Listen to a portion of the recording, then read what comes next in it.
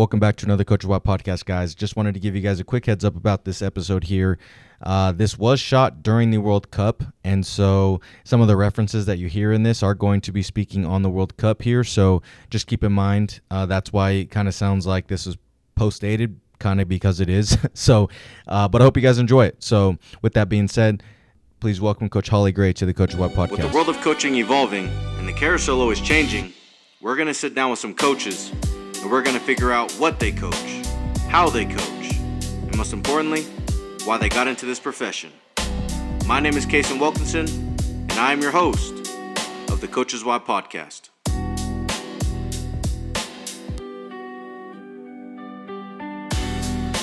I was reading something about you saying that you coached like U19s or something like that, or maybe U19 club, or might have been just whatever it might have been. Yeah. So, and when was that in your career? Like, was that right after graduation of college? Like, when were you doing that? No, so I graduated in 15. Stayed at Luther as an assistant for almost 4 years. Okay. And then went and coached at Shattuck St. Mary's on the club side for almost 3 years there. So it's kind of like that next stop, kind of. Gotcha. Yeah, in my coaching journey. Sure. Okay, I got you, man. How you been enjoying the World Cup, man? I mean, for me, it's great. And I was actually just listening to a podcast talking about how, the World Cup just like brings people together, even like in the world that we're in currently. Like, just the negative connotations about Americans, and people are over here like, how can I hate America? How can I hate Americans? They're so great. They're so nice. Right. And so like that aspect, but also the product that they're putting out has been awesome. Sure. Feels like every game there's something new that's being broken, right? Canada going into the round of 16 for the first time ever. Right.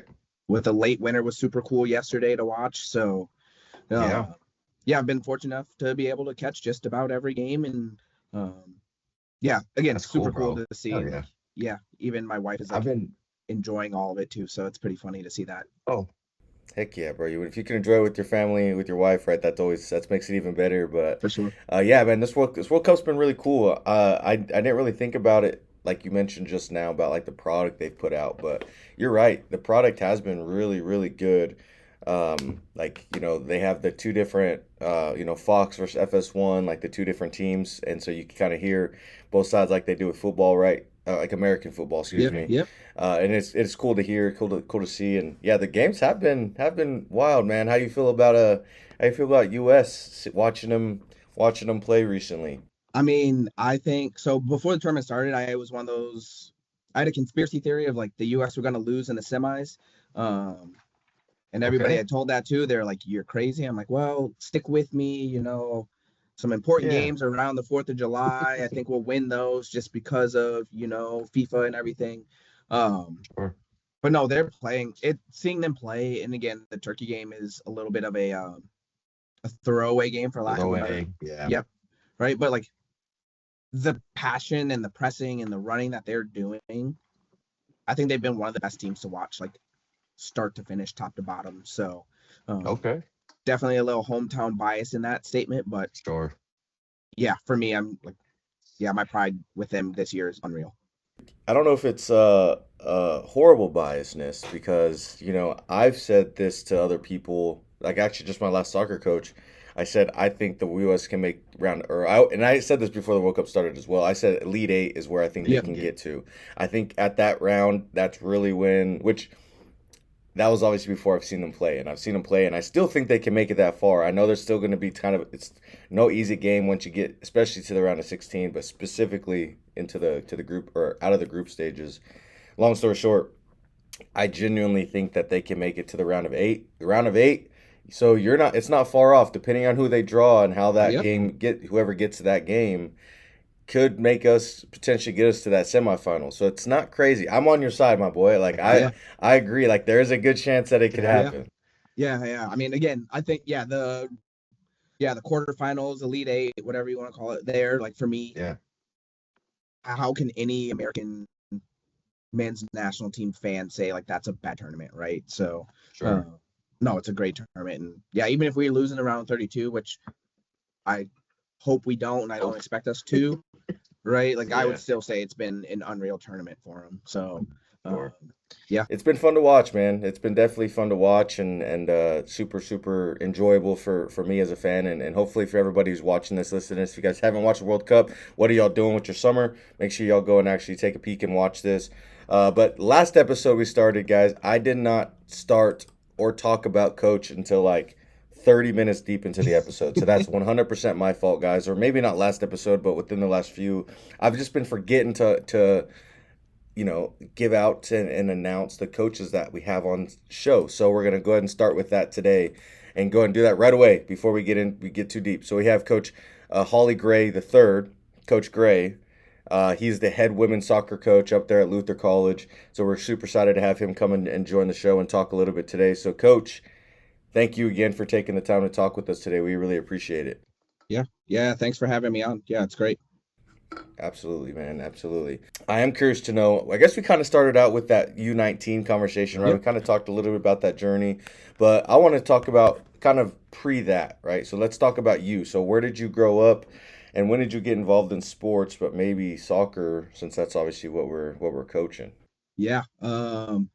So I consider myself a Midwest boy through and through. I was born in Chicago, kind of grew up in the suburbs there, and then my parents moved us to West Des Moines when I was in sixth grade or so, and I actually graduated from a private boarding school in southern Minnesota. So that's a Okay. little bit like my Midwest. I claim all three states Yeah. as home. Um, Okay. I'll die on the hill Illinois, that Iowa, Minnesota. yep, I'll claim all three. Okay. Yeah, Nebraska, for all those Nebraska listeners, I'm sorry, but you're the state that whenever anybody's like poo-pooing on how bad Iowa is, I'm always like, nope, that's Nebraska. Um, but Okay.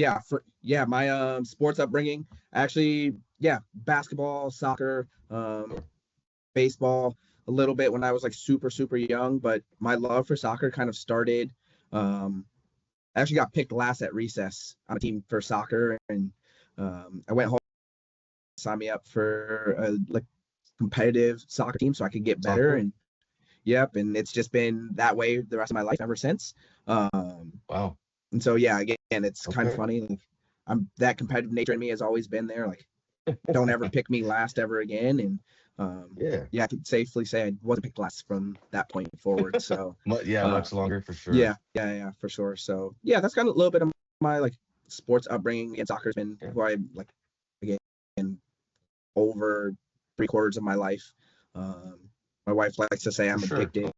Um, yeah, so Well, not the worst thing I could be addicted to in today's world. correct. So, we'll take soccer and just the sport or maybe the competitiveness is probably more of Yeah. the addiction part, but we'll take that all day. So yeah, it's interesting. So you started soccer genuinely because you got picked last, or at least that's how it kind of got started in your journey.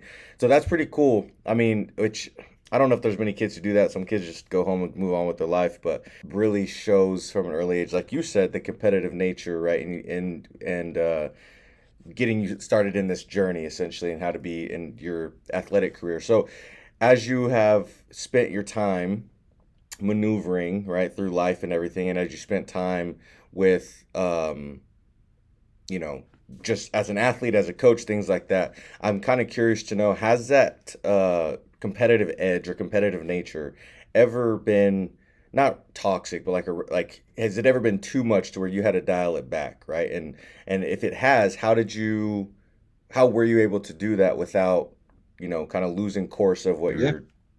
you know, Yeah, challenge, whatever your goals were? for sure. I mean, I think age, right? And again, by no means am I old.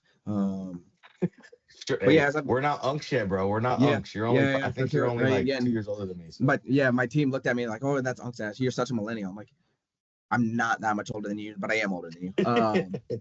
sure. Yeah, I know. Age for sure has been the one, right? Where like I there definitely been times, right? Again, I've cried after losing a game.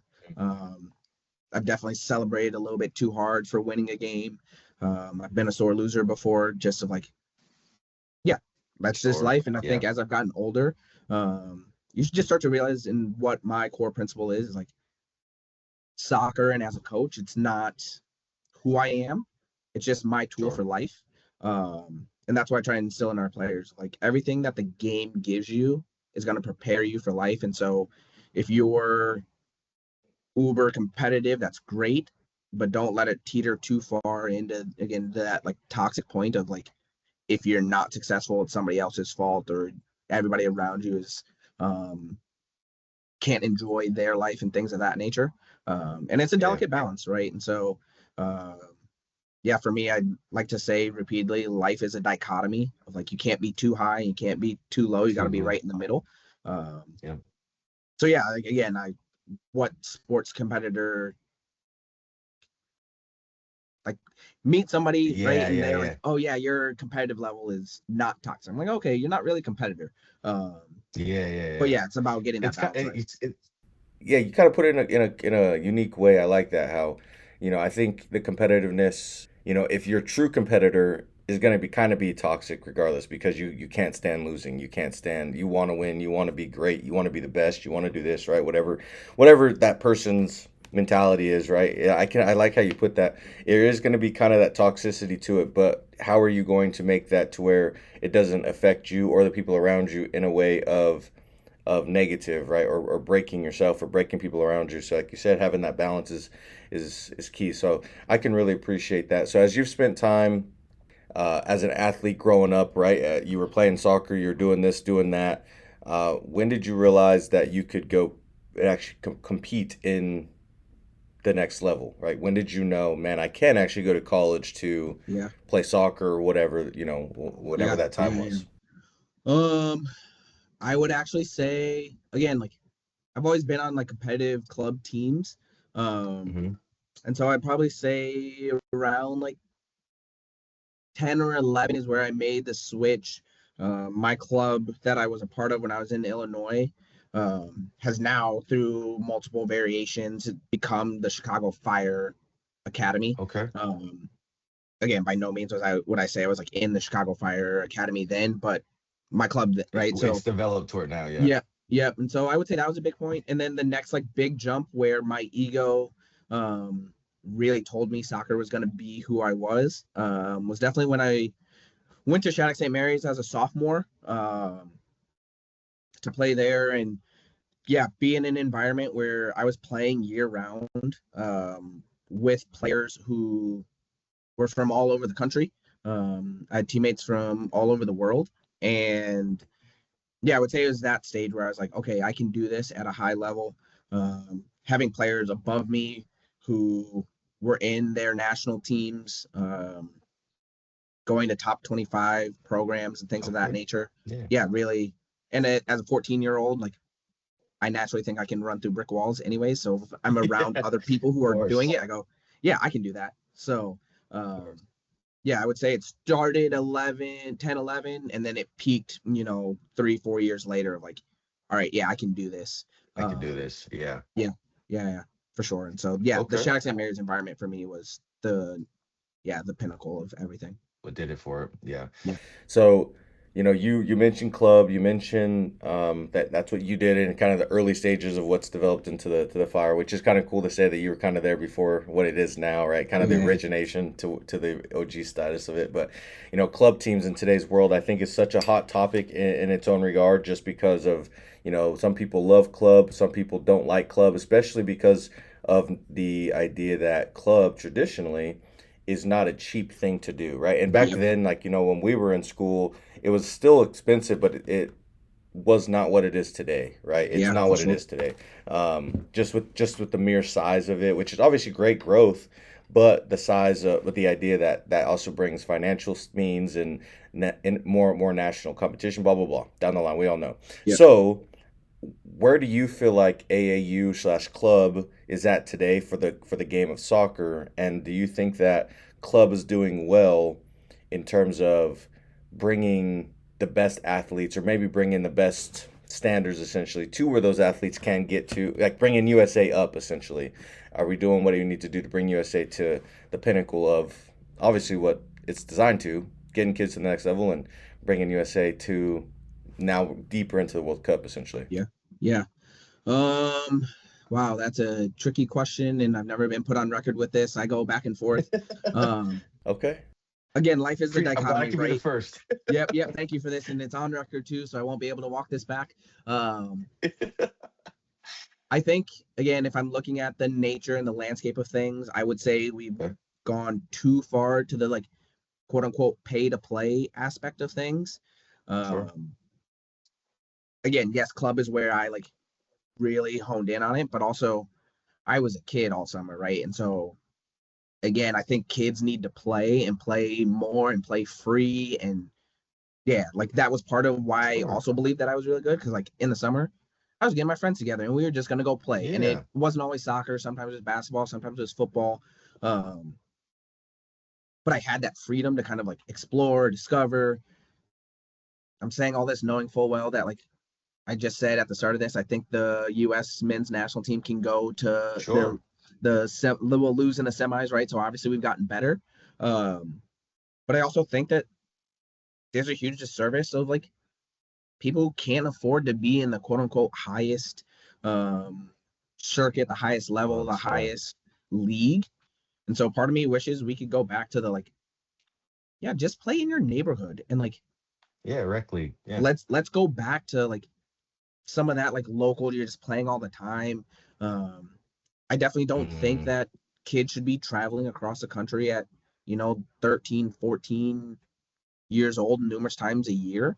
Now as you start getting 16, 17, 18, yeah, sure, let's start branching out. But yeah, definitely at the younger ages, I think Sure. just stay That's where local. it's a problem, Yeah. So and again, knowing full well that I'm a product of the no, I want to branch out, I want to push myself, and I think that is okay. Sure. For those kids who are no, I at 13, at 14, no, this is what I want to do. Okay, yeah, there needs to be something for them, but also for the kids who are yeah, I kind of like soccer, I kind of like basketball, I kind of like football, I kind of like hockey. Just do it all. Yeah. Just do it all, right? I think and studies are coming out and showing that sports specialization is actually not good in terms of creating good athletes. And so yeah. I don't know the answer. I think Yeah, for sure. I don't know if there is a right answer, to be honest, either, because it's all super. It's very, very opinionated, and what I was gonna just mention to you about the multi-sport thing, or at least what I was gonna comment on was, I do believe that the multi-sport idea has kind of gone away a little bit, especially the last maybe 5, 10 years or so. I do think that specialization may be okay when you get to a certain level, like certain age group, right? Like maybe junior, senior year of high school, maybe now that you realize I really like this 1, 2 sports. And I think maybe even 2 sports, right? Maybe growing up, you mentioned you're playing 3, 4, 5 things. Great. When you get to that 16, 17, 18 range, maybe let's start picking out 1 or 2, right? Maybe if you're a football player or soccer, which I don't know when your guys' soccer is. It's kind of weird. I know each state's different. Some do fall, some do fall, some do spring. But wherever you are, I think maybe if you do fall soccer, maybe track is your spring sport, or baseball, right? And I do think having that does help, not only with the idea of, like you mentioned, the multi-sport and the athletic side of things, but I also think it helps with socialization, right? Being able to and forcing yourself to have to socialize with 2 different people, or 2 different for one, coaches, but also kinds of people. Not that you have different kinds of people in each sport, but you kind of do, right? Baseball players traditionally act a little bit different than soccer, than football, than basketball, right? And so you kind of force yourself. So it helps you out in the long run too, being able to socialize and help with that side of things. So I do think you're right. It would be nice to go back to that a little bit, and especially in the club versus rec league at a certain age. But I do think it helps out in a lot of areas as well, more than just making you a better one person or one sport person. Yeah, for sure. And yeah, again, I think and you touched on something great there too, of how are you interacting with different types of people? We have a player on our team who is a part of our, she plays soccer in the fall for us, and then she also swims.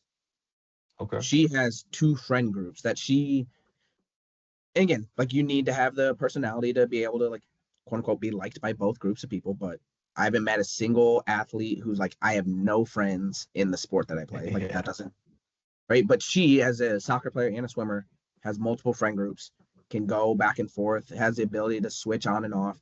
I think it combats the burnout that we're seeing today, but also, and I also come back and forth too. And we've got a local club in town, and the DOC is one of my good friends, and I always ask him like, okay, but what's the timeline where kids can like truly specialize and truly get better and truly make leaps and bounds, right? If Sure. Johnny is playing baseball, Johnny's not getting better at soccer, right? Which True. and I think that's Right. how we have created this, right? Of like, oh, I want to be the Yeah. best soccer player I can be.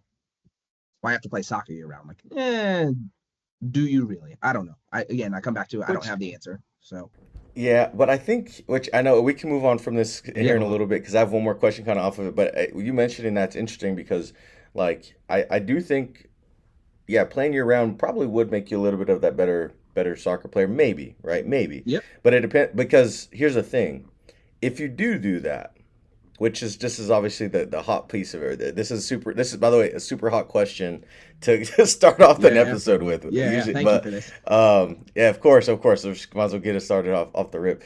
But yeah, it does make you maybe a better soccer player, possibly. But it's like, well, how effective were you in that second semester of that sport, or that third, right? However you're looking at it, spring, fall, summer, that third of the year, were you as effective as you should have been or could have been?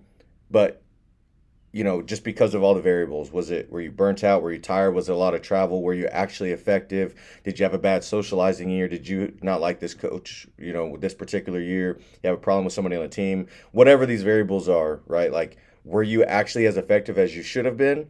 Or could you have became a better athlete as a whole by taking a break for 4 months or 3 months to do something else, right? And become a better, more well-rounded in other aspects, hand-eye coordination, maybe even like a keeper, right? If you're a keeper, maybe playing sports like tennis or I don't know, maybe football, baseball, yeah, something that has to do with more agility work with your hands, right? Whatever, right? There's a lot of things to it. So I guess it is interesting. It really just depends on how well that person's potential other sports season went and if they actually utilized it and stuff. So I guess my final question off the club scene thing for you is: do you feel like athletes need to be in club for them to go to college, to get to the highest level, to get to the point of I have to play club so I can be seen by the best coaches to give me the best chance to go to the next level? I mean, maybe we'll get here, but if not, I'm gonna go and throw something out here. There's a college, there's a school for everybody to play at across the board, right? And so, to answer your question, I have to be in club, I have to do AAU to go to college to play my sport. That wholeheartedly 100% disagree with. That is not accurate. It's not factual. Now, again, what I think everybody thinks of like, oh, I want to go to college is I want to go D1, right? So that's where the D1 or bust mentality comes in. And I think if I could do one, like, you also have what everybody thinks is D1 is maybe 20 schools, 30 schools, the Power Fours. Yeah, you're talking like Duke, North Carolina, SEC, Oklahoma, Texas, right? Michigan, right? Though like Ohio USC, State, right? Yep, Ohio State's like, so again, you're maybe like 30 schools. If you want to go to one of those 30 schools, you probably need to be on a very level. Sure. Yeah, you probably need to be on a very good club team. Yeah. I also have the mindset that those schools, they do their homework. They've got enough connections. They know that if you're that good, you don't need one to of them knows about you, right? Yeah. And so that's where I come to, like, some of our best players did club for a year, and they're just, again, they're good athletes, they're good soccer players, they love it, and they have great careers. Literally one of I think she's 7th all time in our record books, and she only played 3 years, right? Didn't do club soccer. Yeah. She did track, she did soccer, she did basketball, all in high school, but like didn't do club soccer. Yeah. She was a really good soccer player, right? Had a really good college career. So to answer your question, do you have to do club? No.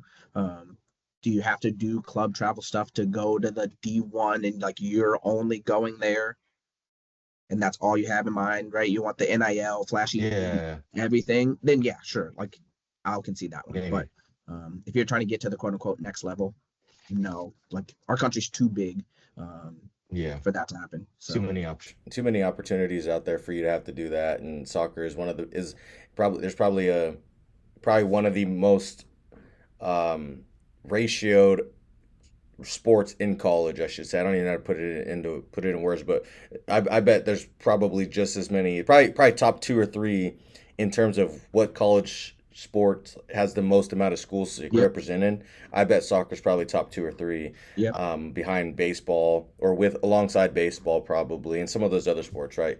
Cross country stuff like that. But for sure, I can appreciate that, and I think it's just one of those things where, especially with the whole and I think this question originated from the baseball conversation because baseball is such that way too, right? And you have these showcases, you have these, I don't know, soccer, you have ID camps, things like that, right? And those type of things are great, right? Partially for schools to make money, but partially for them to see maybe some other kids that they don't actually have maybe not have seen before, or they can see them in person.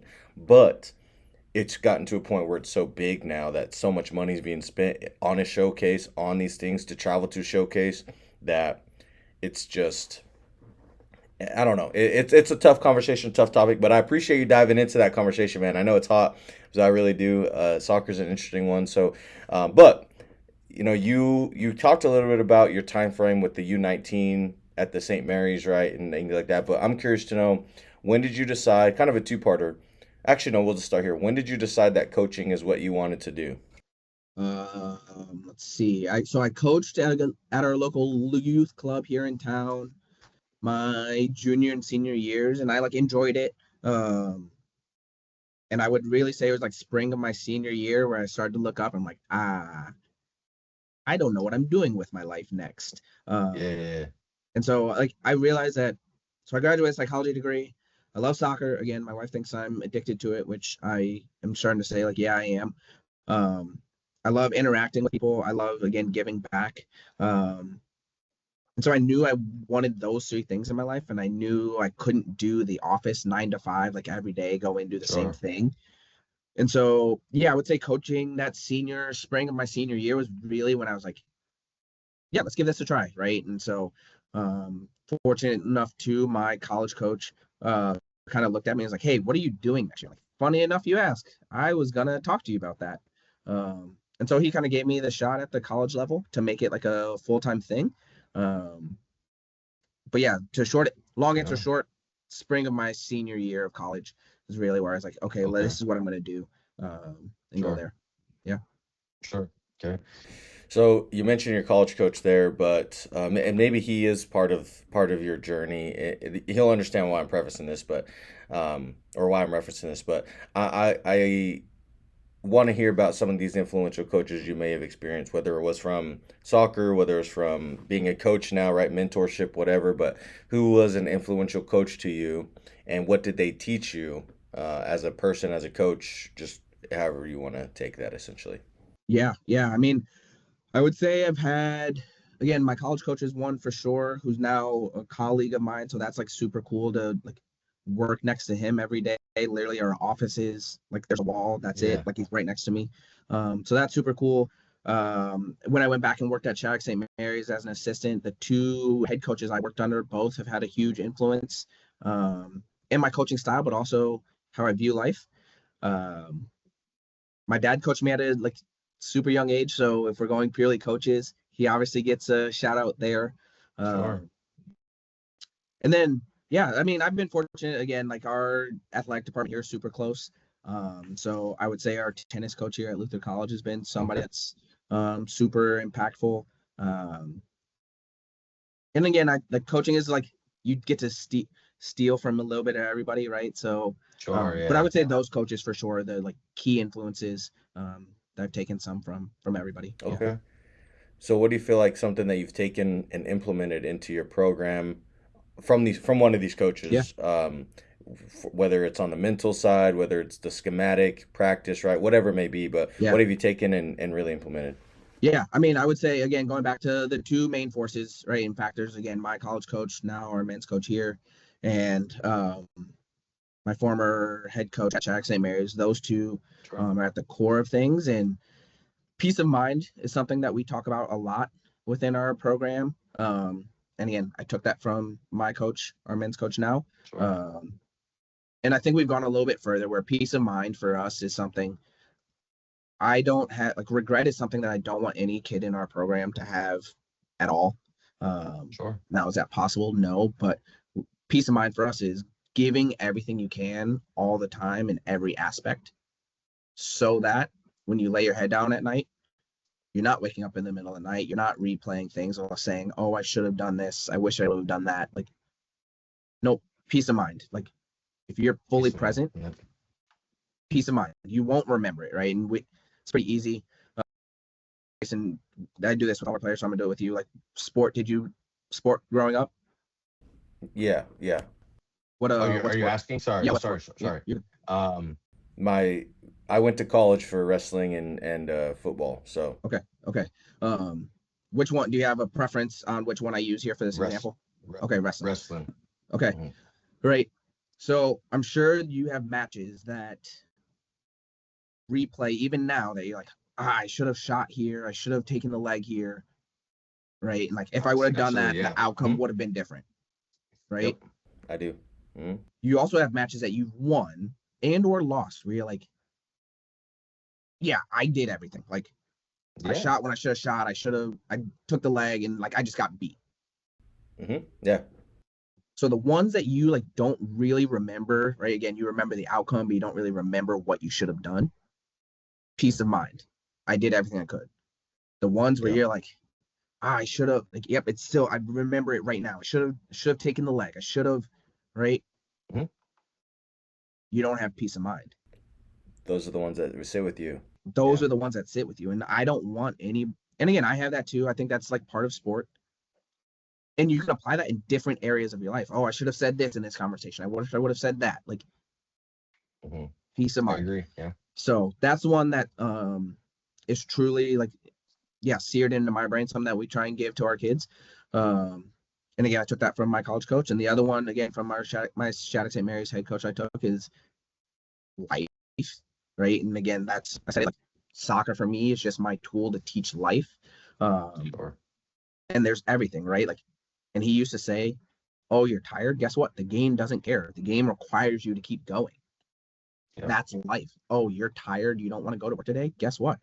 Life doesn't care. You have to keep going. And that's not in a like malicious, nobody cares about you way, but in a like, no, let's pull yourself up by your bootstraps and let's get going here, right? You can do this. And it doesn't have to be pretty, it doesn't have to be perfect, but it has to get done. And there's growth and like the beauty and like getting things done is something that, yeah, for us, like those two core principles are a key part of who I am today. Sure. And how I coach my team. So Yeah, I saw this video one time of a football coach talking before a game or maybe a spring game or something or practice or something, but he kind of referenced what you just mentioned, which I appreciate that reference, by the way. That's a very, very good, and I think the way that you put that is very easy for anybody who's ever had anything. It doesn't have to be sport. Man, I was at a tryout, or I was an interview for this job or whatever. It could affect anything, but I had this coach I saw, and he was talking about how we're all chasing winning.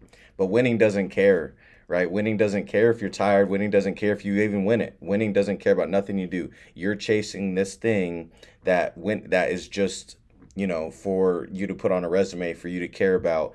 But the process, no one cares. Everybody else is doing the same thing. So what are you willing to do, and what are you willing to peace of mind about to get to it, right?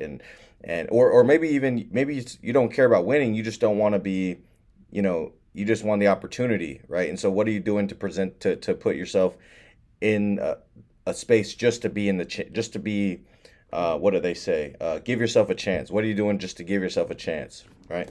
And so I can really appreciate that. yeah, and we talk about too, like one of the Hollieisms. Again, my team calls it Hollieisms because I'm a coach, and so I start to say the same things over and over again, right? But one of them is we're not after perfection, we're after perfection, right? And so for me, like, I don't care mistakes happen. Like, that's not what I care about. I want you to pursue everything to be perfect. And if you do that, great things happen. You don't have to be perfect. You have to pursue perfection. And yeah, I think those principles all kind of tie in together. So For sure. Yeah, I love that. That's something that I preach as well. If you don't know, which you may or may not know, I coach women's wrestling at the yep, 2 year space. yep, Okay, so but I tell people this, and even on the guy side too. But I tell them the same thing. Like, when you're in a match, you're not going to wrestle perfect. Nothing's going to be perfect. But every day in practice, we're going to chase. We're going to do everything we as close as we can to perfect. So that way, whenever we're actually competing, we have the habits of perfection, and if we're a little bit less than that, we're going to do really well, right? And or whatever my verbiage is. But I love that piece right there. That's really good way of explaining it, but also a really good mindset to have as a coach, and the Hollyisms for your kids. That's huge. So I love that they made their own little tagline for when you speak. They're goobers, yeah. And you can just kind of see it over the like come over their face, like, oh, here he goes, going into his whole list of Hollyism. Like, yes, guys, I am. Please apply it. Part of why I went into coaching is so people had to listen to me talk. So yeah.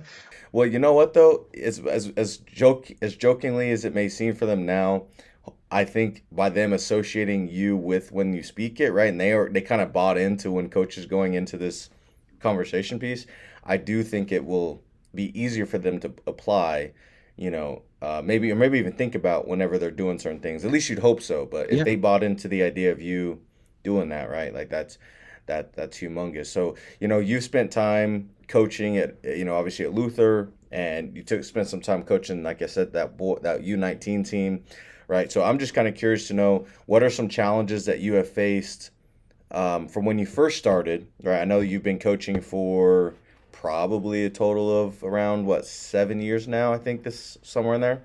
Maybe this is your 7th year here. if we're going like full from start to finish, or start to present, see, I graduated in 15, so going into my 11th full season, I think is how math wasn't my strong suit. There's reason why I went psychology. But Touche.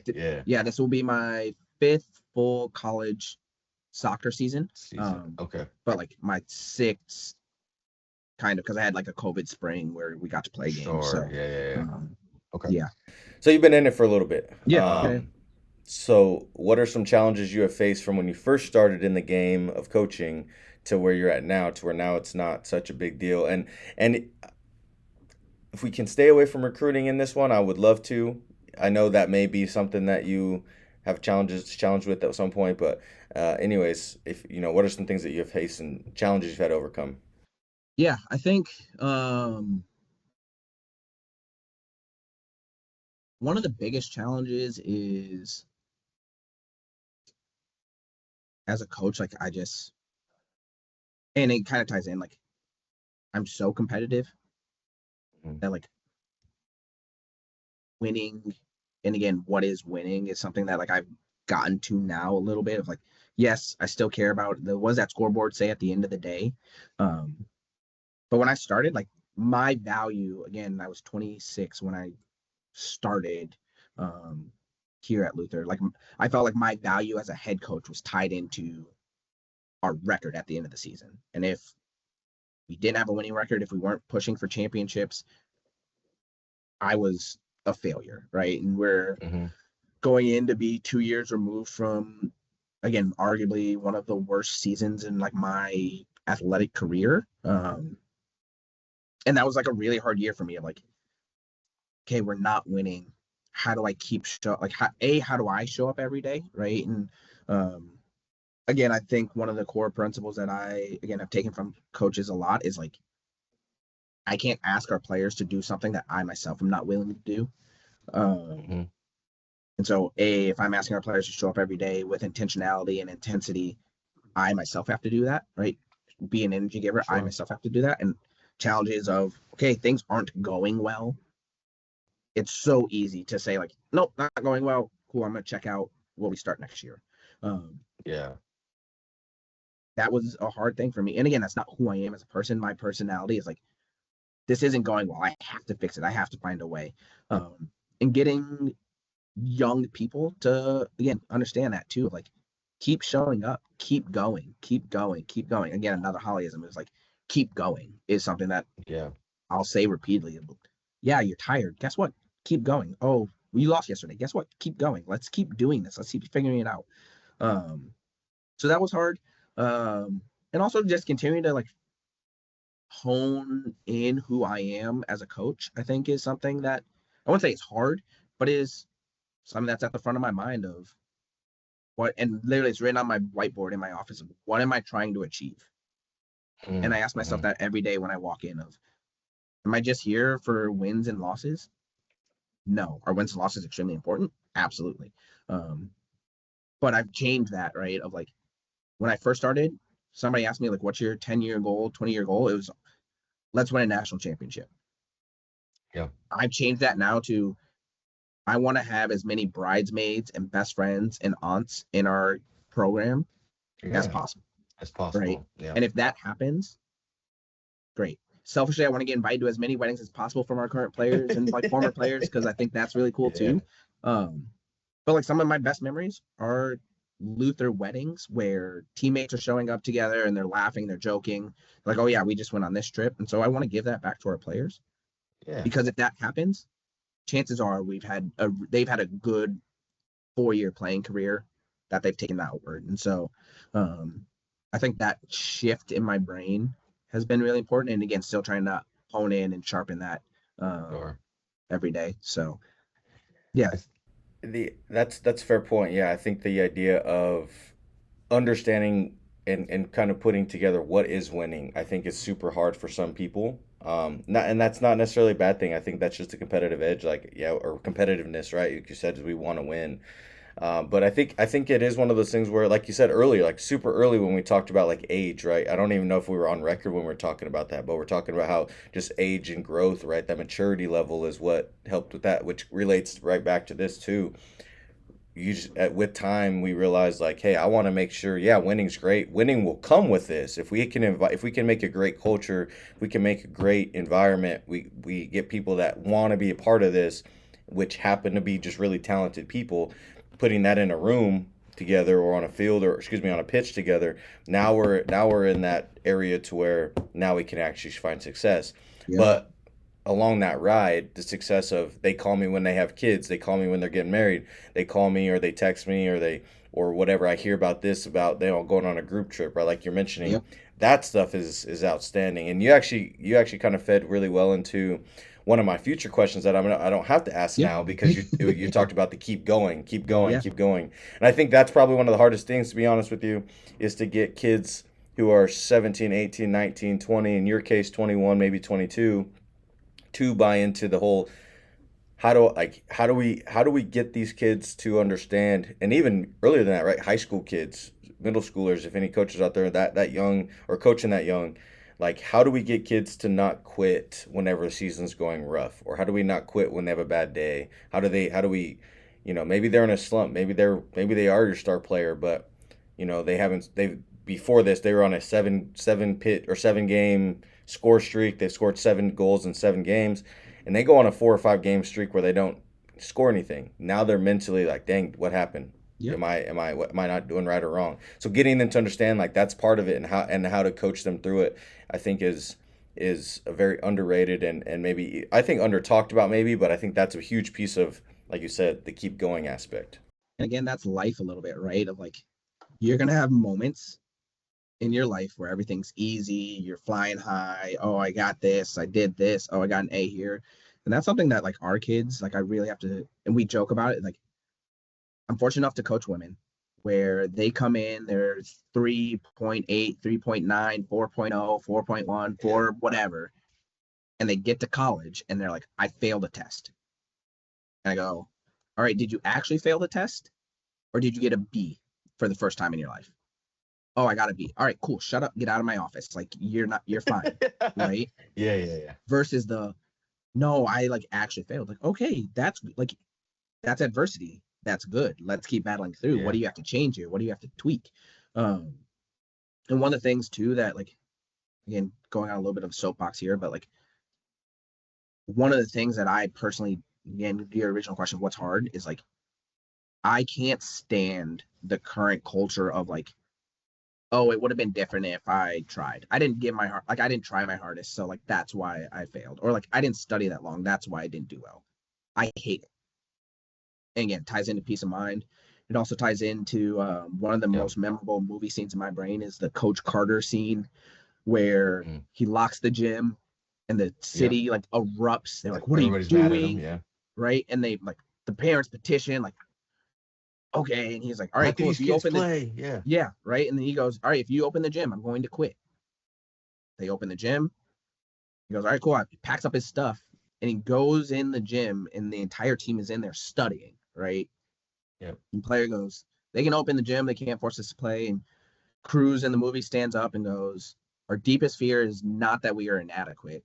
Our deepest fear is that we are powerful beyond measure. It is our light that gives us power, and it empowers others so they too can shine bright."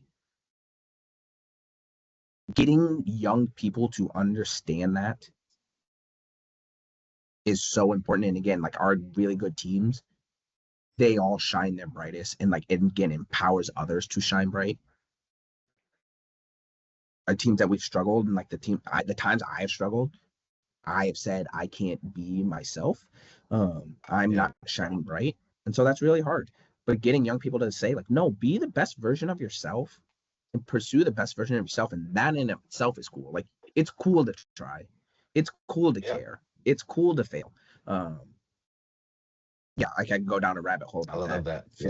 I love forever. that. So No, you're good though. I love that. I'll be honest with you. You're probably one of the first people I've ever heard. Maybe because I don't ever talk. I'm not like I'm just sitting here actively talking about Coach Carter, but I don't think I've ever heard anybody be able to speak that one scene from Cruz bar for bar. You know, without messing up. Like that was mint. So I just got to give you your flowers. That was impressive. I may or may not have just put in our team group chat like a couple weeks ago, and so I had to like find for the exact one. So I could have gotten pretty close because again, it's seared in my brain. But yeah, that's a scene. It gives me goosebumps, and that I love to this day. So yeah, for sure. It's interesting, like how powerful some of those older sports movies are. Like Remember the Titans, it's probably one of my favorite, if not my favorite sports movie of all time, right? Like that one's there. Like it's so weird. I don't know if you ever watched the movie Benchwarmers. Yep. With like it was so weird as a kid growing up. Like I love that movie, right? Like I can quote it bar for bar right now. But I just watched it yesterday. Weird. I just watched it last night, and I was sitting there watching it. And I was like, this movie has so many things that like actually will like if you don't as a kid you don't understand it, but as an adult I'm sitting there I'm like, this movie teaches so many things about coming together whenever you're the underdog and coming together when you're getting bullied and obviously Gus putting on this front about how he used to be a bully but now he's not, right? And blah blah blah. Like you don't realize that some of these older movies have so many things, and Coach Carter is a super powerful movie in terms of that. And like you said, I think that is a hard part of getting kids to understand the shining bright, like we can't truly be where we need to be unless we pour into each other and we give each other. I have to be me so I can pour into you. You need to be you to pour into to me. Do it team, right? Long story short. So by the way, just so you know, before we keep going, I know you mentioned about the soapbox stuff. Like, don't worry, I love that. I think that provides for great conversation. Perfect. I think the people who listen enjoy it, especially from different perspectives. Especially if it's a good soapbox too. If it's not just some like I've listened to some of these back, and I'm sitting there I'm like, dang, Kason, you just went on to this 5-minute rant, and 2.5 minutes of it could have been cut out, but we got to keep it. Like, so don't worry, bro. It's all right. I need to get this out of my system again. Like I'm itching for our team to get back because that's really where I get a lot of it out of my system. Like, let's go. So no, the season's right around the corner, and again, you can get me started on like movies. Like again, you mentioned Remember the Titans, Benchwarmers, Glory Road, Coach Carter, Miracle. Yeah, I can go. Yeah. Down the list. Yeah. I mean, they don't make movies like they used to pre-2008.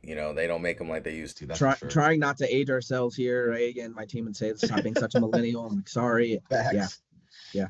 I don't care what they say, bro, because you graduated high school in what, 2011? Yep. So I graduated in 2013. So I was, only a year young or 2 years younger than you. But like, I don't care what they say, bro. 30, 31, 32 is not old. Like, I don't care what they say. We're old to them, sure, but like we're still not even that old to them. It's 10 years. For sure. Yeah, like so our baseball coach has like, again, I take a lot of things from other people. baseball coach stopped me one day and was like, how old would you be if you like, how old would you say you are if you didn't know how old you were? I'm like, 26, 27. He's like, that's how old you are. Like, age is how many trips around the sun is not like how you think and how you feel is how old you are. I'm like, okay, cool. Like, and so again, I joke that like then my next child will be where I take that next age group. I'm like, I'll go from 26, 27, probably like 45 real quick in the span. But yeah, for me, like, that's a huge, yeah. And he's that's amazing. a great like, question. He runs around. He's a crazy man. Like, yeah, like I'm fine. Like we're flying. I'm like, all right. They go, how old are you? He's like, 40. I don't know. I'm like, you had me fooled. So, yeah, another person I've taken a lot from, just like how he operates and carries himself. So, it's a great question, honestly. How old would you be if you didn't know how old you were? That's a really good question. That's a deep question to ask too. But I love that for sure. No, I can really appreciate that part. Now I'm kind of curious to know too, because you talked about, earlier, essentially, the question I was going to ask you that you answered for me was, how do you coach a team and give feedback through like a tough loss, tough season? Which it sounds like a lot of it's just keep going, keep. We just got to keep that mentality, right? But I am curious to know. Question I haven't really asked in a while. At least I don't think I have. But how do you communicate expectations to athletes and maybe even parents?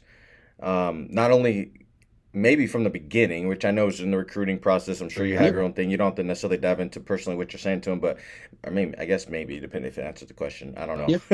But how do you deliver those and communicate expectations, as I mentioned, to athletes and parents? Maybe not only from the beginning, but maybe as they also mature, as they also grow, right, and as they go through their time frame with you.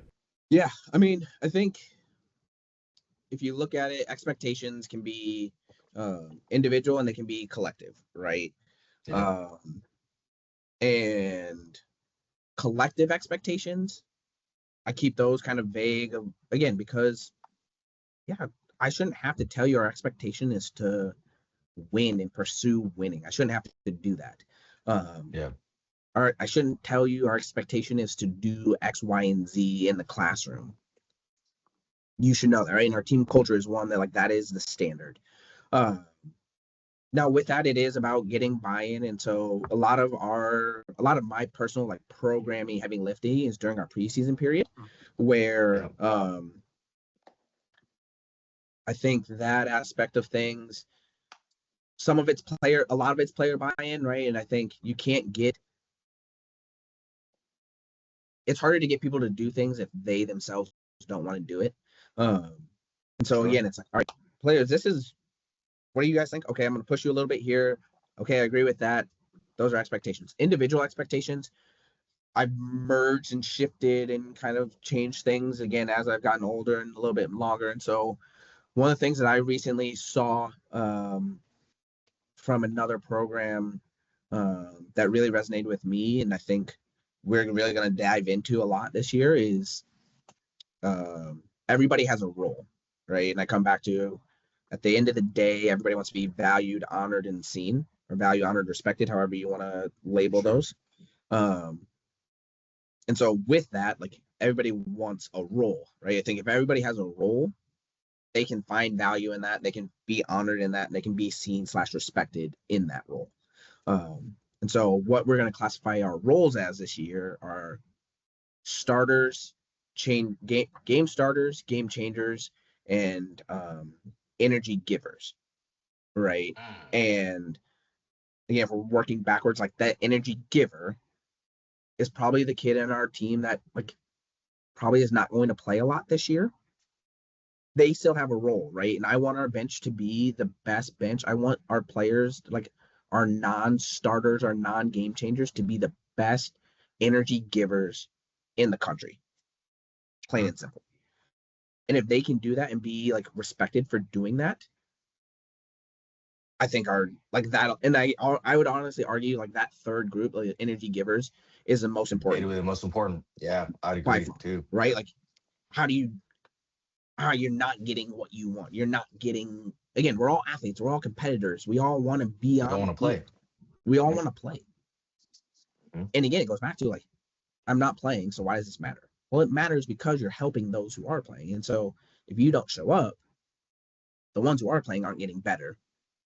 And so again, energy givers, game changers is really important. Of like, okay, yep, you want to be the starter. That's really important. I get it. I think, again, in my brain now, I also was the same way when I was a player. Like, I'm better than that kid. I should be starting. I should be playing more. Yeah. Instead of having the mentality of like, when I get my chance, I'm going to go change this game for the better, for the team. Right? Yeah. And so be a game changer there. And then, the game starter, your responsibility is to start the game on the right foot, right? So that, okay, you start us well, we're winning. Great. Our game changer can now go and change the game up another level for us to really put the game to bed. Or you start the game and, okay, game changer, it's stale. I need you to lift us so we can go up a level. Or we're losing. Okay, cool. I need you to lift us to go up a level, right? Starter, you have to start the game as best as you can so we're not playing catch up. So communicating that is going to be something that we're like, I'm super excited about. And just expectations of just saying it out loud and saying it early and saying it often. And saying like things can change, but that's just where we're like those 3 buckets. You can move in and out of those buckets, but you will always be in one of those 3 buckets. And if you're in one of those buckets, be the best in that bucket.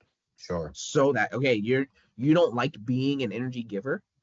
Cool. The only way you're going to get out of the energy giver bucket is to be the best in the energy giver bucket. Energy giver you can. Yeah. Right? Facts. Like if you want to get out of that bucket and you're a little poop face, guess what? You're not moving out of that bucket. You're going to stay in that bucket. Oh, you want to be a starter? Cool. Be the best game changer that you can be. You're happy with being a starter. Guess what? You better stay in that group. You better be the best starter that you can, because if not, someone will take things can change, right? And again, understanding too that everyone is important, and hopefully, if our players ever watch this and future players ever watch this, like they realize that I truly value each one. But having those conversations early. And often, for sure. Yeah, well, I love the 3 buckets there. I do, because I think you're right. You have to be, and you mentioning that, like when you said that you have to be the best, or I should say, without that 3rd bucket, right, of energy givers, like you're not gonna. I don't know. Maybe I'm wrong, and maybe we're wrong, because I was agreeing with you on this. I genuinely think that if you see on that bench, right, if you watch any bench play, it doesn't matter if it's volleyball, basketball, soccer, football, does not matter. If you look at that sideline and you see the reserves essentially getting hype, they're super happy. They love seeing that person succeed because they're not selfish. Those teams are so not only fun to watch, 2, they get a lot of support from the community and from each other, but 3, usually those teams are usually pretty solid because of the fact that it's so interchangeable with energy. They want to see other people succeed because they know when it's their turn, right, next man up or next girl up, they have that same reciprocation of energy.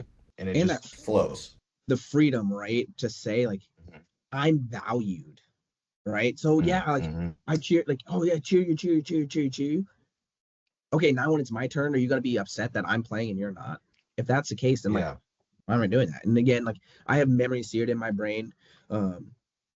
We played a game a couple years ago, and like she athletically wasn't good, but emotionally and like support, and like we called her Saint, right? Like her nickname was Saint, her name. I'm not gonna, but like, so she got to play, and I literally, like, the girl that I subbed off for that girl, I'm like, hey, like this is why. She's like, no, like, like, and like I couldn't. Her shot.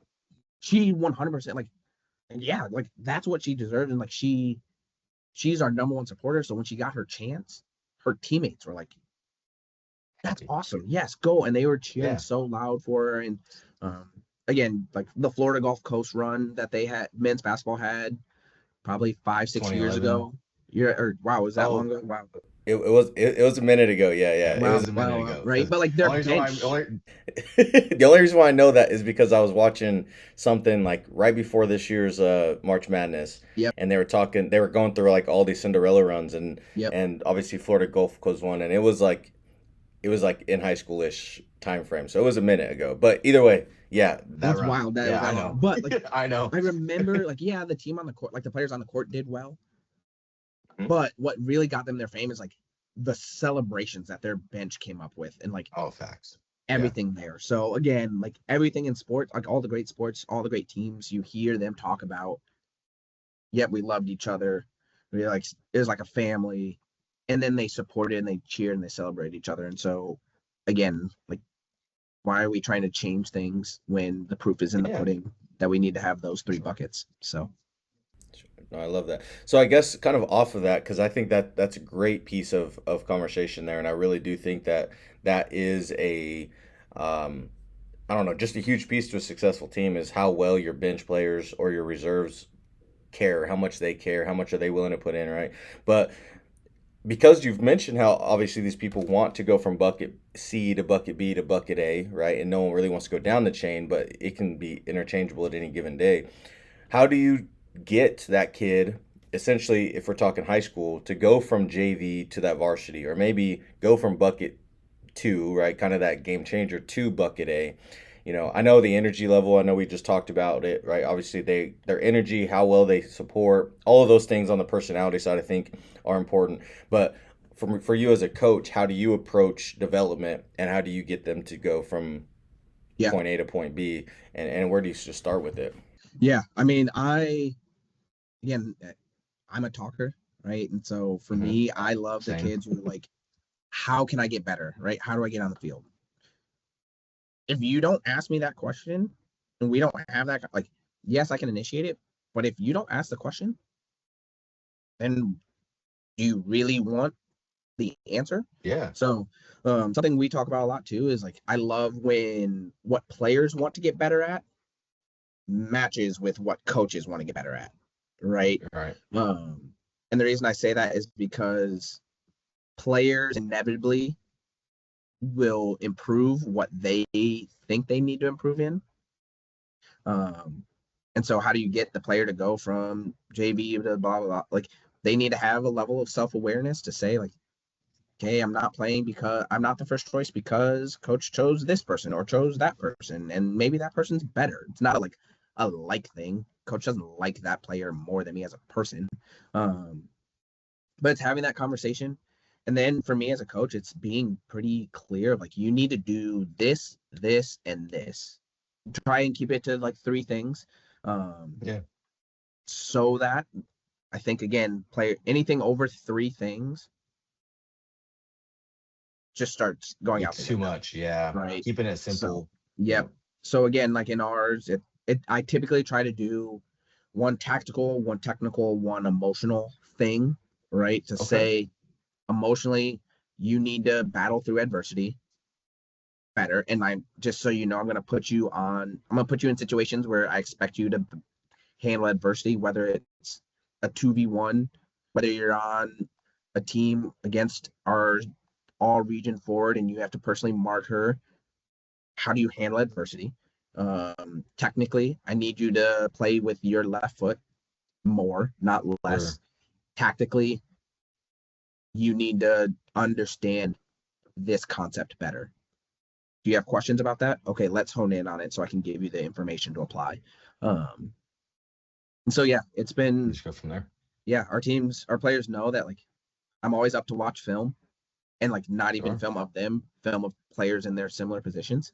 And they joke like a 15-minute film session is never a 15-minute film session with me. It's like an hour Dude, same. because I we're know. I don't want to say nitpicking, but like I'm looking at every single action, whether you're on the ball or off the ball. Like, hey, you see here, like you should do this. And so, yeah, I value player development and player growth. I think that's super cool and super important. I I think for me, yeah, I one thing that's kept me from going that long because I'm a big talker too. I tell the girls on recruiting calls, I tell them from the day they get here, I'll tell you, hey, real quick, which should be like a 2 minute, 1 minute conversation, turns into 5, 10 like that for with me. So I'm very much a talker as well. But I with this idea of the whole film study thing, we have an app that we use to record our film. Yep. And just even though it does take me longer to go through each match and watch every single match and then go in there and put in the notes, to prevent that time frame for me to go over, I go in there and put all my notes in from their matches on that, give them the email, then they can log in and watch the film. So when they show up here, we can just watch it straight. We can kind of go over it, and then also gives us some space to do that. So I've had to learn. It's not like I've been doing this for a long time, but I had to learn how to make it more effective. Even though I'm spending more time away from them when I'm here, if I have 30 girls coming in here to watch film in a day, right? 30 times 30, that's 9 hours. Like that's a lot, or however many hours. That's 900 minutes or whatever, right? And divide that by 60. It's a lot of hours a day to watch film a week. Uh, so breaking that down, even though I'm spending a lot of time doing that, gives them a chance to watch it outside of it. So, but you're right, the development I think is huge, and being able to know where to start, I think is a crucial part, not only for them but for you as a coach, right? Being able to pick those things and get them and where they need to be.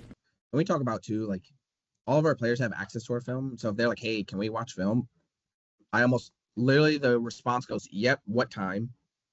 Also come with clips, right? Because again, to your point, like if they say I don't have any clips, cool, you're opening Pandora's box and you're allowing me to go for as long as I want.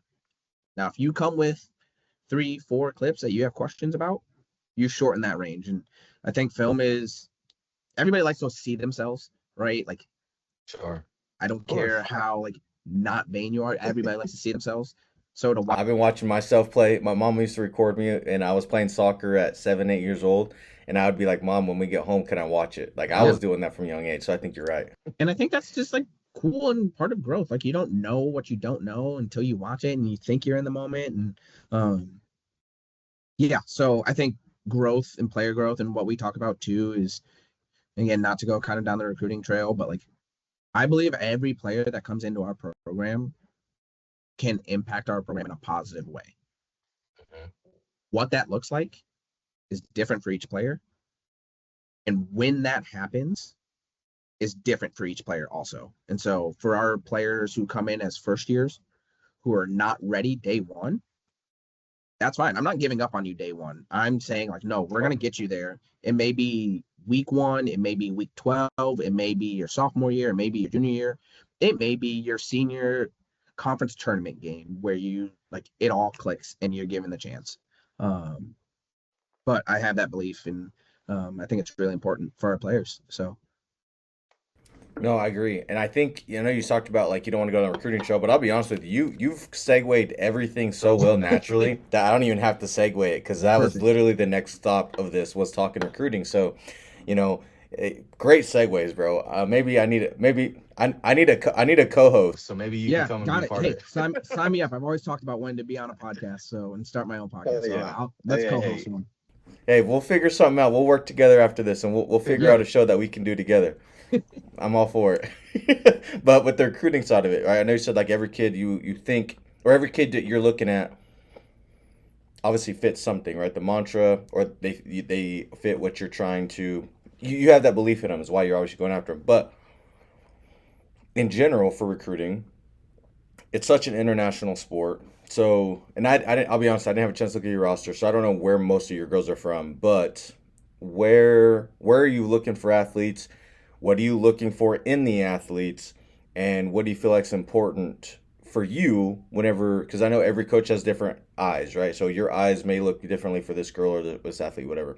But what are you looking for? What's important to you in your eyes when you're looking for these kids? Yeah. I mean, I think kind of what we talk about, how I look at it, there's actually a difference. You've got scouting and you've got recruiting, right? I think those are two very different things. They're two very different buckets.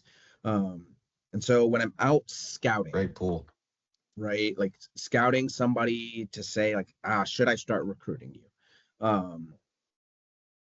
What am I looking for? Obviously, and again, I love my wife to death. She is my backbone. She's my rock. She is the reason I'm able to coach. Sure.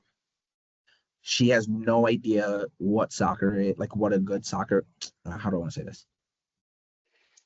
She can go out to any game and say, that's a good player, that's a good player, that's a good player, right? I think that's the easy part of scouting and saying, oh, you're good. Obviously, right, like the good scouts are the ones who can say, like, there's something about you that I really like. And so what are the things that I'm looking for there? What is a superpower? So I'm always constantly like, what is your superpower? I think I always keep them like balance with what our current roster has. And so again, Case, if I'm out recruiting you and I notice real quick, like your superpower is your ability to organize people around you. I want to see that superpower on display constantly, right? Me personally, my superpower was that I was super quick and like pretty fast. So what was I constantly trying to do? I was constantly trying to showcase that. I was constantly trying to run past people. I was constantly trying to track people down. Again, if you're an attacking player, your superpower is taking people on the dribble. Okay, how are you putting yourselves in position to do that? And the more you do that, the more I go, yep, I like that, because you know who you are. Consistently doing that. You're consistently doing it.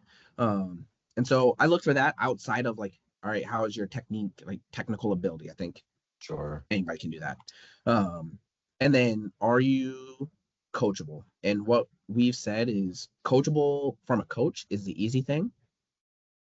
Coachable from a teammate is the hard thing. And so we not joke, but like just very clear. If you are a player and somebody in your team tells you to go left and you go right, if something bad happens, your teammate has every right to say, I told you to go left. You drop. Why'd you go right? Why'd you go right? Right? Teammate tells you to go left and you go left and something bad happens, you know what your teammate probably says? That's on me, gave you the wrong information, right? And that coachability to say, you told me to go left, I went left. Great, right? And then have the conversation in an appropriate way, in an appropriate, healthy manner. Like, you told me to go left, right? Like, all right, I immediately scratch that player off. Sure. And then the third bucket, the third bucket then is competitiveness, right? Of like, again, going back to like keep going. So I've been at some of my like best players, like who've come in. I've watched them in a game where they've lost 5-6-0. And the first thing they say to me when they come off the field is, sorry, you had to watch that. And I go, I don't care about the team. I care about like how you responded in that. And like, I love that you didn't stop doing what you were doing. You didn't stop running around. You didn't stop pressing. You didn't stop passing. You didn't stop playing. You didn't stop competing. That's why I'm recruiting you. Not this.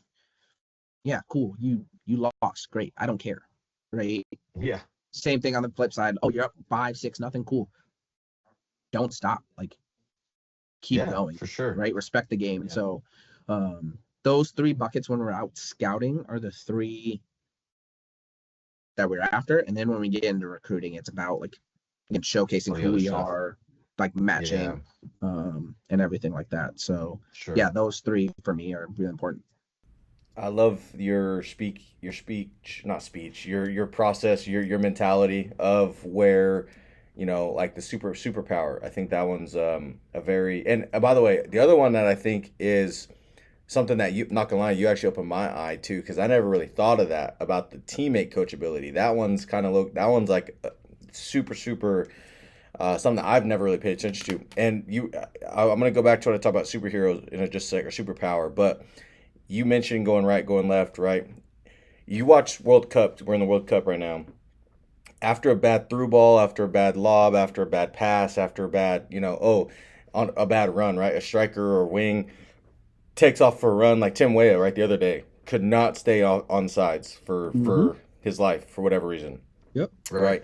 But, and granted, that's him, right? And just bad timing, right? Maybe chemistry, whatever. But the idea is you watch any World Cup game, any soccer game, for the most part, you'll see some guys eventually, like with frustration, after that camera pans down to them, they're like, whatever, like you said. But then you have a lot of guys that are tapping their chest saying, hey, respect, like good pass, good whatever, like whatever this represents, because I don't play soccer at a high level, but from that far apart, it's kind of like, hey, good job, like that's my bad, or again, whatever. Yeah, acknowledge, right? And so like being able to coach, like those are really coachability things from one player to another. Like, I see what you're doing, I see what you're trying to do, that's my bad, or whatever, right? So anyways, that is one of those things where I think is super under paid attention to. So going back to what I was saying about superhero or superpower, I don't want to keep saying superpower. Same thing. Is I kind of You're a superhero with the superpower. I kind of do the same thing. I think every coach has different things, but one of my big things would be, without going down that rabbit hole on my side of it, is you know, like how do you win or lose a match, right? Because wrestling is so individual that, right, you like as a team, right? And that's not taking anything away from the team sport of things, right? But like how this athlete came off and said, "Sorry, you had to watch that," right?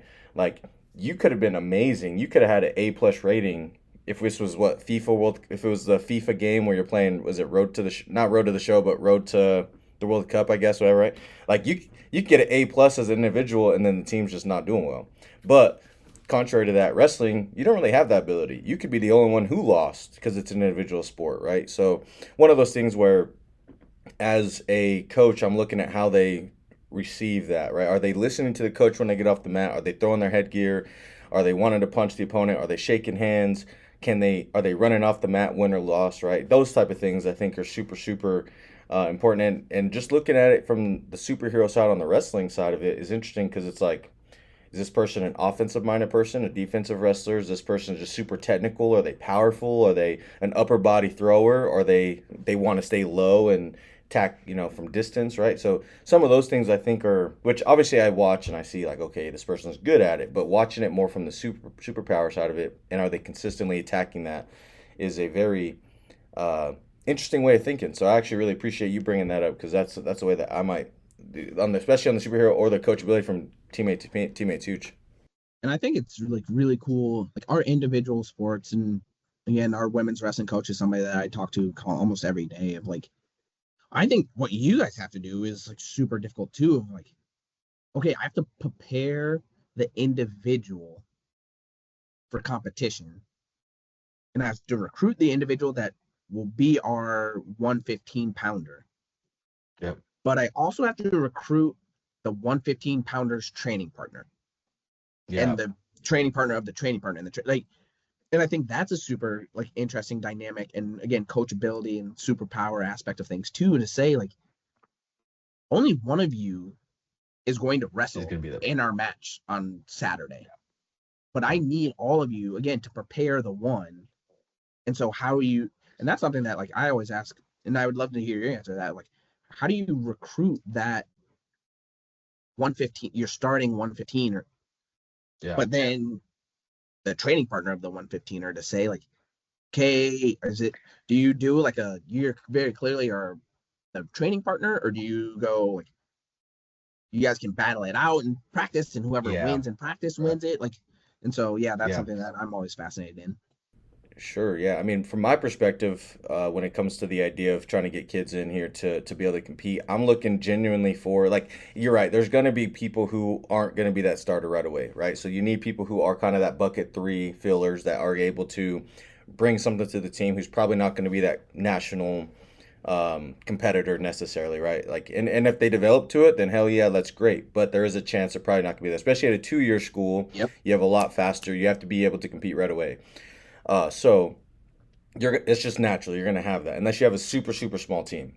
But in general, how I like to recruit in terms of this kind of, what do you do? I genuinely like to have 1 or 2 girls in each weight class that any given day, they could be the number 1 girl out there and they can go win the match, right? And so, for whatever reason, this girl's injured, or it's just the way that the schedule sits where this girl can't make weight or whatever because it's 2 back-to-back, like, okay, great. Now our number 2 girl can go and still beat your number 1, right? So we basically have 2 number 1s in every weight class going at it any given day. That's my mentality, because partially that what I just mentioned, any given day they can step out there and win, and you may need that person also too. If you have 2 number 1s, maybe her style fits wrestling that girl better than this girl's style. So even if this girl's technically number 1, hey, this girl right here is not great against your style, right? Or maybe she's better against it. So then I can fit that other girl in just because I know she can win too. So part of it is on that side of it too. Like I genuinely think, like, and also I think the biggest part of it, like I said, is, or I should say on top of this,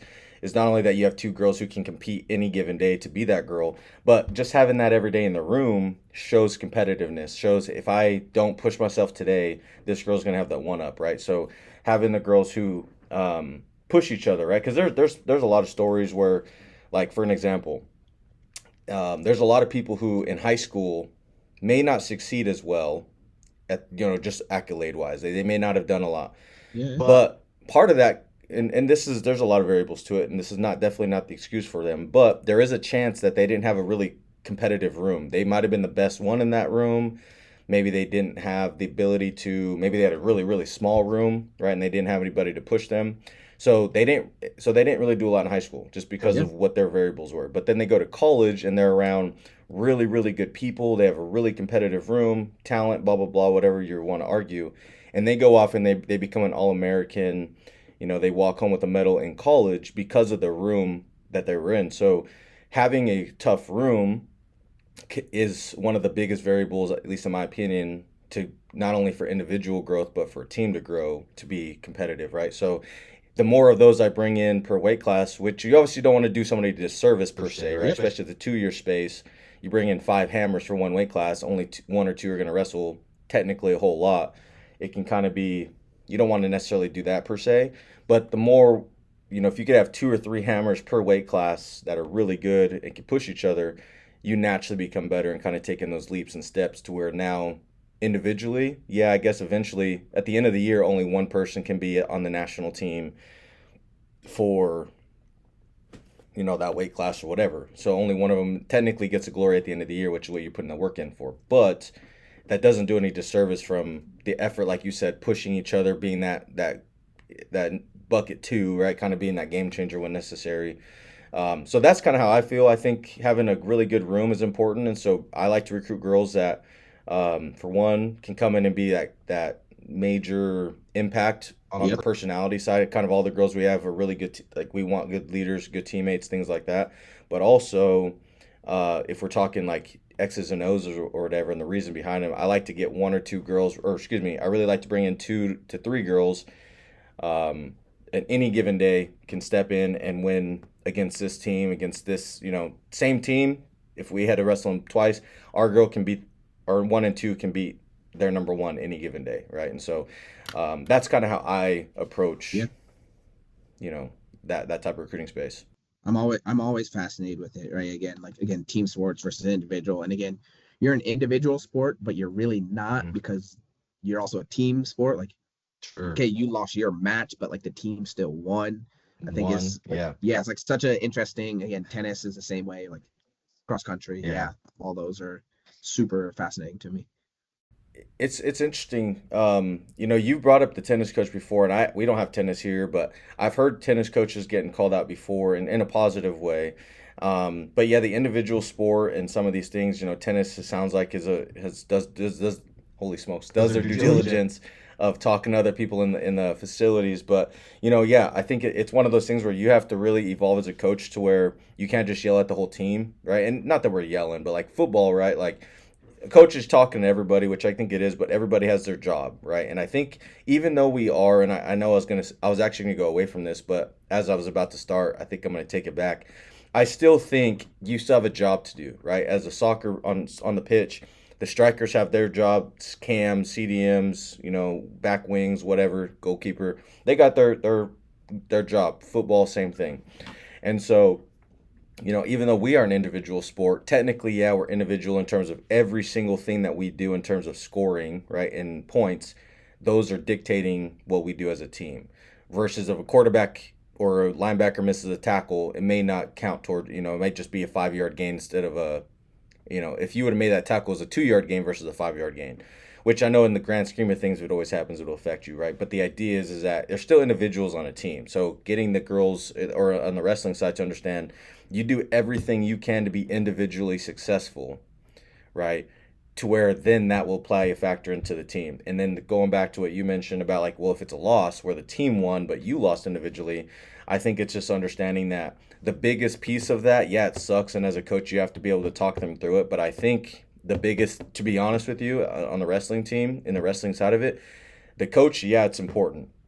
But genuinely speaking, I think the most important thing is the teammates around you who won. Do they pick you up, right? Are they willing to talk to them about what they did well? Are they able to call out the little things? Are they able to whatever it may be, right? They have to be there. So I think as much as it is important for us to be able to talk to this individual or the team or whatever after a win or a loss, either as a team or as an individual, I think the biggest thing is especially on the side in the reference you're mentioning, if we won as a team and as an individual lost or multiple, however whatever you're looking at, you have to have that team pick them up, right? And if that team picks them up, say it's okay, we still got you, whatever they say in the locker room, right? Because we're not in there. I think is just as if not more important than anything I say, because they already know they lost. They already feel bad as an individual. Like it sucks whenever you feel like, oh man, we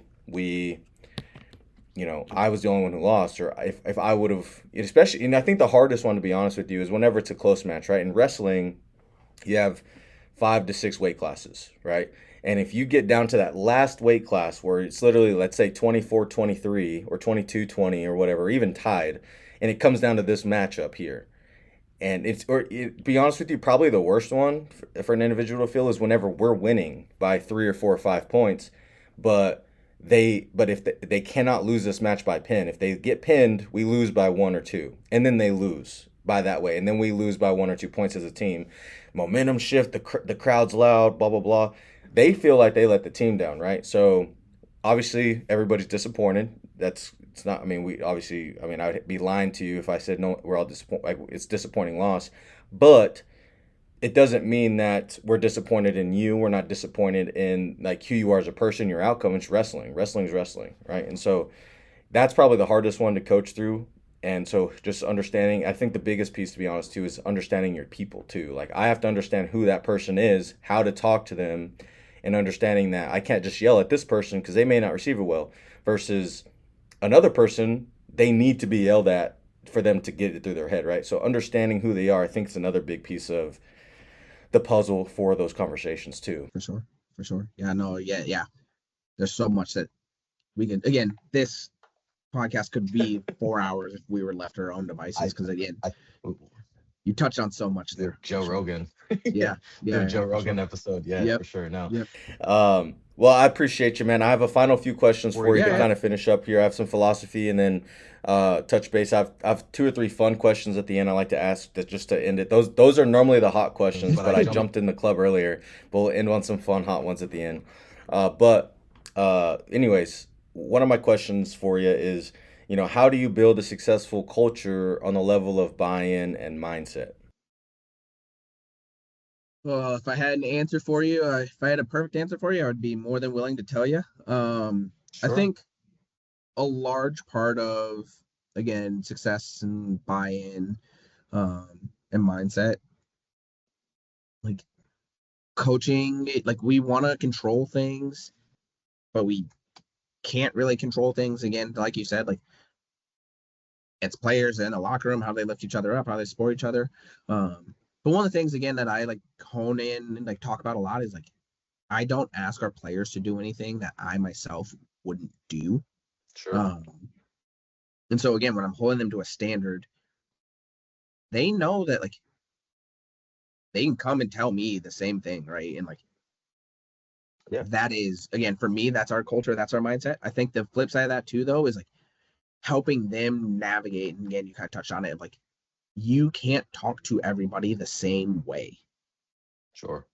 And getting them to say, like, we have a leadership council. We don't have, so like one thing that I don't believe in is a captain. And part of that is like, I think one singular leader is so hard, especially in the college landscape, to say, hey, you're going to be our captain. You're going to be able to talk to a senior as a sophomore and tell them that they're doing wrong and hold them accountable. You're going to be able to talk to your best friend, tell them to go to class and stop messing up. You're going to be able to come to me. You're going to be able to talk to the ref. You're going to be able to be the first one at training, the last one at training. Like, it's impossible.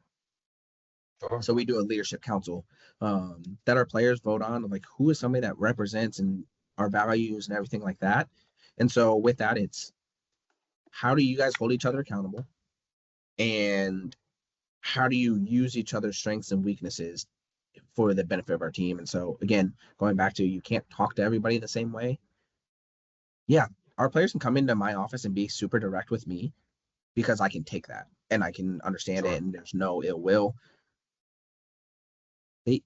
A freshman can't do that to a senior, right? And maybe some freshmen can because they built that relationship and that's just who they are and how they carry themselves.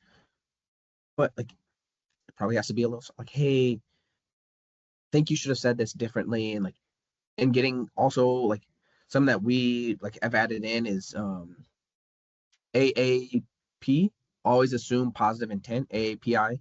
Okay. So that's something too that like always assume positive intent. And so if somebody yells at you, it's not because they hate you. It's actually because they love you and care about you more than you think they do. And they're not like, Sure. they may have a bad day, but again, like it's not a malicious thing towards you. And getting both parties to say like, hey, I had a bad day and I took it out on you, I apologize. And also getting the other party to say, like, I understand you had a bad day. Like, Sure. I'm not holding on to it. And again, talking about that a lot. And it's again, full transparency. I asked my athletic director recently, like, how do you balance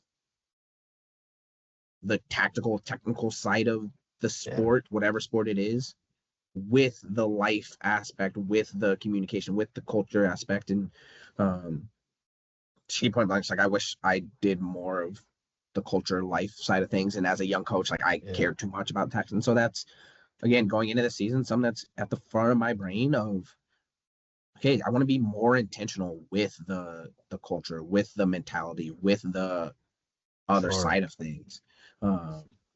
As my son comes over to, hey dude, hi. Jump in the show. What's up, You want dude? to say hi, dude? What's up, bro? Hi. Say hi. What's your name? So my name's Hollie too. You're the fourth? Yeah, Keep it going. Something tells me he's not. So you want to go find mommy? Go to mommy. Oh, now you want to come back? You just want to see yourself. Out. That's fine. That's fine. fine. Go to mommy. So, sorry about that. You didn't have to cut that. No, you're good, bro. I got some kiddos too, so you're good. Yeah. So that's again going back to your question, like that's how we kind of balance out of let's talk about it. Let's be honest and open about it. Know that we're not perfect with it. And I think that getting all of our players to understand, like, again, life is a dichotomy. You're not perfect. We're after pursuit of perfection. You got to make mistakes, but you want peace of mind, all the things. And getting that to understand there too. So sure. Yeah. I love that. Really good explanations there, and I can appreciate that as a piece. So then I guess on the other side of it, right, is how do you build a successful team and maybe successful program on the level of wins, right? Or maybe success and wins can be, as you mentioned, as we've talked about, however you want to consider it, whether it's on the pitch, whether it's off the pitch, right, whatever. But how do you build a successful program in on the level of wins, and then how do you sustain that every year? Yeah. Again, a lot of it's trust and support and love for each other. I think that's something that's really important to us. And then competing, I think, is something that's again really important. Of like compete every day and against yourself, right? And I recently read something that again will become a Hollyism. Competing against others will lead to misery. Competing against yourself will lead to success. And so that's what we're after. Like compete every day to be the best version of yourself. Don't compete with the player who is starting in your position, right? Because if that happens, you're taking away a sense of control, right? And I think controlling, again, every coach has to control the controllables, right? Sure. You can only control your growth and your destiny and how you approach things. And so like compete against yourself. Don't compete against another person because that other person isn't you. And if you start competing against other people, you need like there's some good there, but also like that's where I think you start to get into like the friction and the like. And, one of my favorite podcasts is a former professional basketball player, and he kind of talks about it all the time of like and he used both again the past two NBA champions, so the Knicks and the Thunder, in both references. He's like, you can tell both those teams really actually like each other and are like really actually friends with each other because they're not competing. And again, like once you start throwing in money, like we're teammates, but also I need to be on the court because like that's going to affect my dollar, right? Sure. How's that affect me at the college level? If you start competing with your teammate for playing time, it's just not going to end well. It creates a slippery slope, Yeah. a slippery dynamic. But if you're competing with Yeah. yourself, now you're pushing those around you, and that is Yeah. where success comes from. And so, yeah, for I me, like like that. those things are, how Yeah. you create success and then sustain success too. Sure. Yeah, kind of my its own rendition of one of my favorite quotes is the comparison's the thief of joy.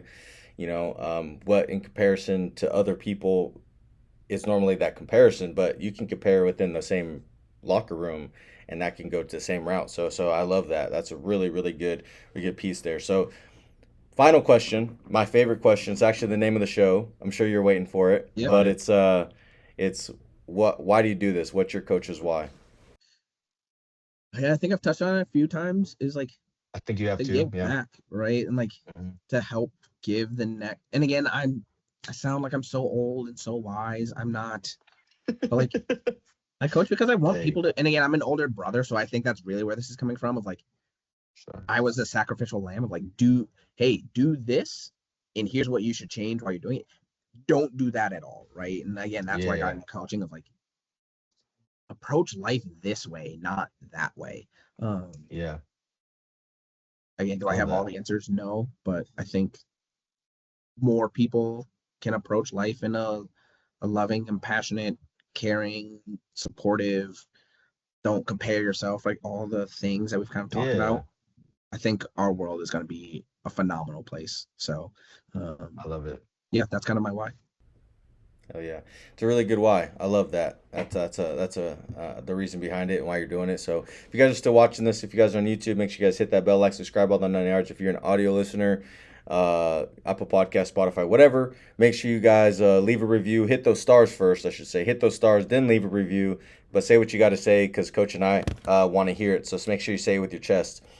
Coach, I got a few questions left. These are the fun questions, kind of the hotter questions to end with. So we'll go ahead and do this. So, number one, you've probably watched multiple divisions play soccer before, whether it's D3, D2, D1, maybe even JUCO, maybe even some NAI. I don't know, but you probably watched most levels at some point. So my question for you is, what is the most entertaining level to watch for you? Ooh.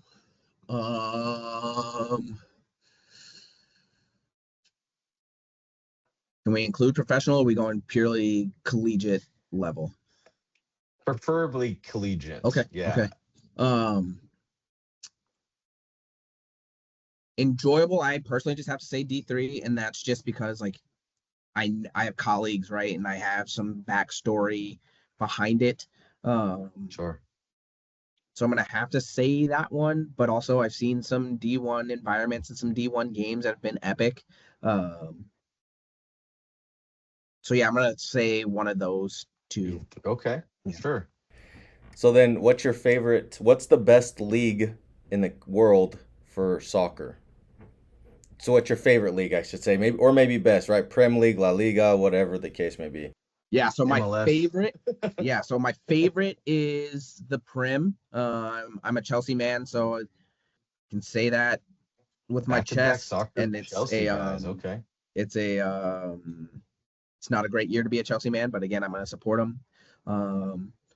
What is the best league from ability and everything like that? I'm not going to take the bait there and start a war and a riot, but I think the back-to-back Champions League winner coming from France. They are maybe not the best league, but they're really good. So Sure. I'm Okay. gonna, Okay. I'm not gonna Touche, fully answer touche. that second part of that question there. Okay. All right. So who's your GOAT? In the Messi. game of soccer. Messi. No, yeah, for me, Messi without a shadow of a doubt. I think, especially if you're talking about player, like who is the best player, who is the greatest player of all time, it is Messi. If you want to start having the conversation of who is the greatest goal scorer of all time, okay, now we can start having some conversations. Okay. But if we're going, Messi's the guy though. yeah, if we're going player, Messi is by far the guy. Interesting. All right. So my final question for you, it's a little hot. I think it's my Yep. favorite question because this one- one I like these. I like you gotta these. you gotta answer this one. Okay. What state produces the best high school soccer? Oh wow.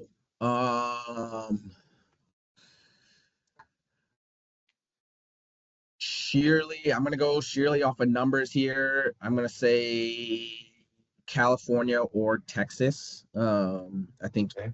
any other year they kind of go back and forth, but I'm gonna say California or Texas purely based off the numbers and their ability to produce a lot of quality players. Okay. So Okay. All right. Yeah. All right. I'll let you have that one. That's fair. Yeah. I mean, you know what? I'm here for it. I love it. And I can appreciate that. So Texas, Cali, those are the two best. I like it. All right. Hell yeah. Coach, thanks again for telling us your goats and all of this philosophy. One of my favorite episodes, to be honest with you. That's crazy, but I just felt like it was a really good conversation piece. So I really appreciate you taking the time to talk to myself and everybody listening. So again, thank you for jumping on and talking to us today. yeah, thanks for having me. It's been great. Again, I love talking, and this has been a great one too. And even taking pieces from you and like your coaching journey, Kason, has been really awesome. So yeah, thanks for having me. Of course, man. Of course, man. I'd love to have you back on here if we have a chance to. I might actually try to get with you and see if there's anything in the future that we could co-host together because that was actually interesting. I never thought of that. Never even talked about it, and I brought it up. That's just how my mind works. I say it, not a horrible idea. Let's look into it and see if it even makes sense.